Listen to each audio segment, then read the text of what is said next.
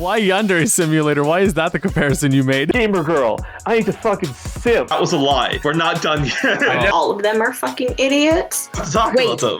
Wait. Don't take that out of context. My brain is like racing now.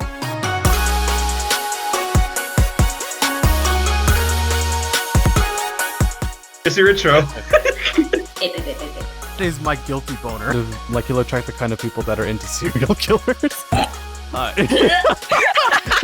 That's still bigger than a city. It's more than one planet.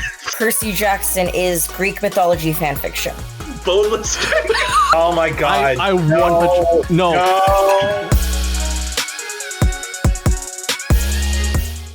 We've gone over Outer Wilds how many times? And I'd say that's probably like the best example of like a passive protagonist in a video game, because that game's all about like the actual Herthian, the pilot, whatever his name is. He doesn't even have a canon name. He's like Nothing. He's a non-character almost. And like when it comes to movies and books, if a character is a passive protagonist, that's almost always like a bad thing. So it means that the protagonist is like, it's very like unpresent in the story and like just unengaging. But in a video game, that can almost work to its benefit in those circumstances, because you can have something like Outer Wilds where the protagonist not really being a character can sort of like allow the player to like immerse themselves deeper into that role, like in a way that you can't really get with a movie or a book. Mm-hmm. Yeah, in a way, I guess.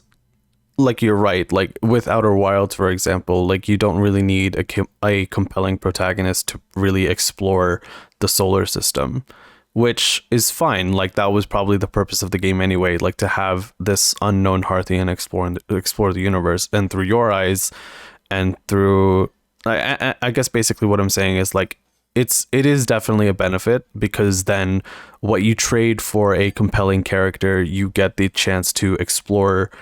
Like you get the chance to explore this beautiful, gorgeous world that these developers have created, which in any other medium, I don't think would work. Like you can't really do that in a 2.5 hour movie. You can't really do that in a 400, 500 page book without boring people to death. Like in a video game, you have ample opportunity to do that, because you have visuals, you have music, sound design, all of these things to make your world as beautiful as possible. And because you yourself, the player, are controlling it, that's fine. Like that's fine to do that. You can have a passive protagonist. Well, and like controlling it and like experiencing it too. Like there's certain things that you can't really, like Outer Wilds has a really clever thing where it has a very specific sound cue for the big event at the end of the loop. And like by a couple hours into the game, you sort of start to develop like PTSD surrounding the sound cue, where like it starts going off and you start having like a instinctual reaction to it. And that's something you can't really get with like if the protagonist is like, if you're seeing the protagonist actively respond to it and you're seeing like their face go like as like stuff is happening, like it's something that's happening to you, and it's a different experience. Mm-hmm. Everest, do you want to comment on that? Because you were the one who like convinced both of us to play it. Yeah, like just kind of comment on like the passive protagonist of Outer Wilds, or yeah, just kind of commenting on what we had already said, like maybe something you wanted to add, or I mean, like, yeah, I think like kind of go back a bit to when you guys were talking about like how passive protagonists aren't really like are considered bad inside of like when you're writing a story or when you're writing like a book. I think video games are kind of allowed to get away with that a little more, because again, like, and I was kind of going to mention this earlier until we kind of got into this topic, but like, video games are kind of unique in the sense that like a lot of games, not all of them, but a lot of games kind of allow you to almost create your own story for a protagonist. Mm-hmm. And so sometimes like a passive protagonist is almost necessary for that to work. And in other ways too, like a lot of games will make you like a very I'm not sure what the opposite of a passive protagonist is. Active. Okay. So like for instance, like some games need you to be an active protagonist in order to make it feel like your actions have like effect on the world. But like, for instance, like to go back to Outer Wilds, like, yeah, I think the passiveness of the protagonist kind of lets you create your own story, and it makes the game feel like that much more special, because I guarantee you the way I played through the game and the way I finished the game is completely different from the way that like anybody else has played through the game and completed the game. And I'm pretty sure like almost everybody could say that like they have completely different experiences, completely different discoveries, and completely different like just like story in like playing the game. And that's part of the reason why I think games like Outer Wilds are so special, because everybody can play the game completely differently and still have like an amazing time. It's kind of a mix of like Ethan Winters and the Outer Wilds guy.